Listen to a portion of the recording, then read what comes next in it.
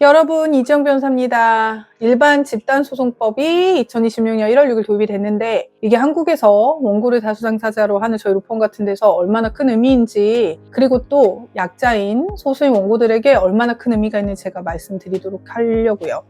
일반 집단소송이 지금 법이 1월 6일에 발의가 됐고 연내 시행을 목표로 하고 있다고 법을 발의했던 국회의원께서 말씀을 하셨어요. 올해 쿠팡 개인정보 관련된 집단소송에도 활용이 되기를 원한다고 말씀하신 것만큼 이 법이 연내 통과될 것으로 보입니다. 지금 그리고 이제 여당이 다수당이기 때문에 법 통과가 상대적으로 쉬운 상황이에요. 그러면 이제 일반 집단소송법 어떤 함의가 있는지 한번 얘기해 볼게요, 여러분. 우선 일반 집단소송법의 가장 큰 차이들을 얘기를 해보면요. 1번은 집단소송의 원고를 모으는 게 얼마나 어려운지를 여러분 생각해 보시면 알 수 있어요. 저희 법인에서 한국의 집단소송, 하자소송 포함해서 1년에 25개, 30개 이렇게 수임해 왔거든요. 지난 5, 6년간. 근데 그럴 때마다 제가 현장에 있었고요. 그럴 때마다 반대하시는 분이 있고, 그럴 때마다 소송을 시작해서 끝날 때까지도 이해하시지 못하는 분들이 있어요. 그래서 결국은 집단으로 수십 명, 수백 명, 수천 명, 수만 명을 모아서 묶어 들어가면 이 사건에 대해서 이해도가 대학원 박사과정이신 정도부터 초등학교 수준이신 분들이 다 합의예요. 그러니까 이분들을 저희가 다 설득해서 들어간다는 게 너무 어렵고요. 반대로 나중에 판결을 받고 판결금을 전달해 드릴 때 저도 돈 주세요 라고 오시는 분 중에 대부분이 소송을 진행하지 않으신 분들인 경우가 많아요, 여러분. 근데 이제 일반 집단소송법이 통과가 돼서 이게 대표 당사자를 통해서 50인 이상만 되면 집단소송으로 처리할 수 있다라고 되면 뭐냐면 이거를 이해하시고 처리하실 수 있는 분들이 앞에 서시고요. 저희 같은 집단소송 전문 로펌과 함께 진행을 하시다가 결국 이 판결이 잘 마무리가 되잖아요. 그러면 그때 같은 기간, 같은 상황으로 처해 있었던 많은 분들에게 저희가 그냥 판결금을 분배 당사자를 또 정해서 전달해 드릴 거예요. 기간 내 못 찾아가시면 법원에 공탁돼서 나라에서 또 찾아가도록 하니까 이게 얼마나 손쉬운 제도인지 아실 수가 있고요, 여러분. 또 두 번째는 증거 개시 제도가 도입이 되잖아요. 원고를 당사자로 약자를 상대로 대리하는 저희 같은 로펌의 가장 어려운 점은 뭐냐면 그 소송을 진행할 때 증거를 다 대기업이 독점하고 있어요. 근데 그게 대기업이 저희에게 안 주잖아요, 여러분.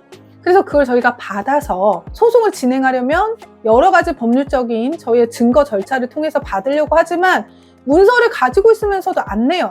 안 내도 민사소송법에서는 과태료밖에 부과하지 않기 때문에 저희가 강제로 가서 그 본사를 밤에 가서 자료를 빼올 수 있는 방법이 없잖아요, 여러분.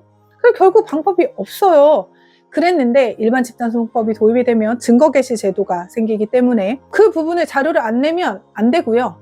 자료를 내면 저희 같은 로펌인 전문 변호사와 그리고 상대방 변호사 그 자료를 보잖아요, 여러분. 그러면 어떻게 되느냐? 누가 이길지 당연히 알아요. 그래서 시간을 오래 끌 이유가 없어요. 이게 뭐랑 연결이 되냐면 일반 집단소송법에서 징벌적 손해배상을 5배, 그러니까 결국 일반 손해의 5배까지 청구한다는 제가 이따 말씀드린 부분과 연동이 되는데 소송을 끌어가봤자 잘못하면 내가 5배를 때려맞을 수도 있는 상황이에요. 증거를 딱 오픈을 했을 때. 근데 증거를 게시하다 보니 안 되겠다. 그냥 합의하자.